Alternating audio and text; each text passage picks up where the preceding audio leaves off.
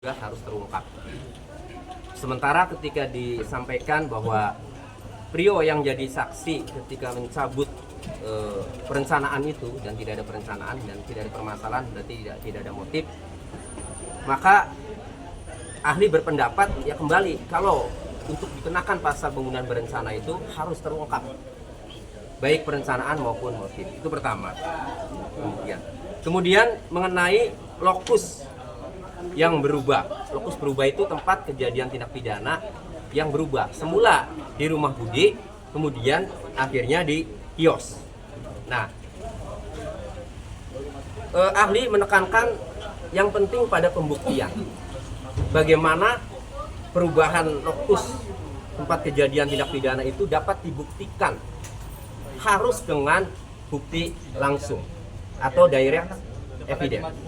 Nah, harus ada saksi fakta yang melihat bahwa memang kejadiannya itu di kios.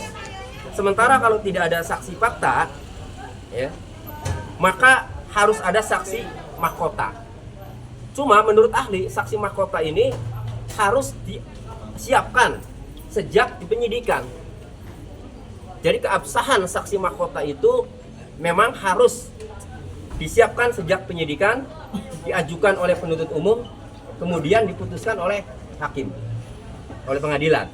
Nah, kemudian mengenai keterangan Prio, menurut ahli, keterangan Prio itu hanya berlaku, keterangan terdakwa Prio yang kemarin sidang, yang menyebut pembunuhannya itu di kios Budi, kemudian semuanya yang membunuh adalah Ririn, dia hanya membantu. Menurut ahli tadi, itu berlaku untuk dirinya sendiri, bukan untuk terdakwa Ririn, bukan untuk terdakwa lain, tidak berlaku untuk terdakwa lain. Itu pendapat ahli. Ya, jadi untuk dirinya sendiri, tidak berlaku untuk terdakwa Ririn. Kemudian keterangan terdakwa yang berubah-ubah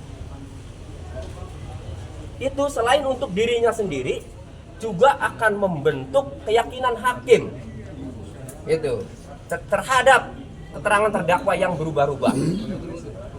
Apakah terdakwa itu dinilai oleh hakim melakukan pelakunya atau bukan? Nah, itulah ya, itu akan membentuk keyakinan hakim dalam mempertimbangkan dan dalam memutuskan nanti. Itu. Jadi ini keterangan yang berubah-ubah itu saya menyimpulkan itu sangat memberatkan terdakwa itu sendiri, Prio itu sendiri.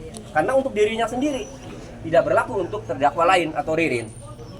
Nah, kemudian mengenai perubahan kronologis ya, yang disampaikan oleh Prio Bagus Setiawan ya, di mana pada dakwaan yang membunuh itu 2 orang bergantian, tidak ada pelaku lain. Namun dalam sidang pertama di agenda perlawanan, Prio menceritakan kronologis yang sebenarnya, yaitu ada Amaniani, ada Hardi, ada Yoga, dan ada Joko. Ketika kami tanyakan bagaimana pendapat ahli ketika muncul nama-nama itu di agenda perlawanan, ahli tadi menerangkan atau berpendapat bahwa harus dibuktikan.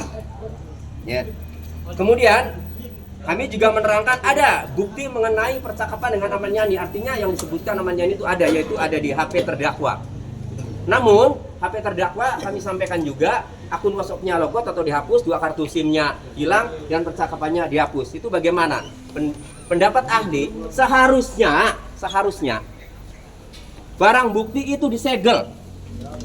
Tidak boleh dibuka oleh siapapun dan dibukanya itu di muka persidangan.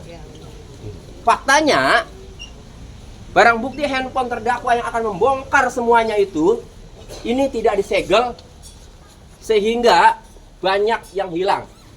Maka menurut ahli itu sudah merupakan tindak pidana, bisa dilaporkan dengan menghilangkan barang bukti atau obstruction of justice. Yang kedua, ahli berpendapat itu unprofesional penyidik. Apa tujuannya? Ahli tadi berpendapat tidak tahu ini tujuannya, apakah untuk mengaburkan peristiwa yang sebenarnya atau untuk memberatkan atau untuk meringankan. Tetapi itu namanya tindakan penyidik yang tidak profesional.